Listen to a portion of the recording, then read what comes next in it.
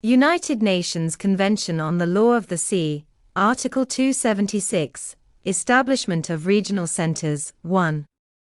States, in coordination with the competent international organizations, the authority, and national marine scientific and technological research institutions, shall promote the establishment of regional marine scientific and technological research centers, particularly in developing states, in order to stimulate and advance the conduct of marine scientific research by developing states, and foster the transfer of marine technology.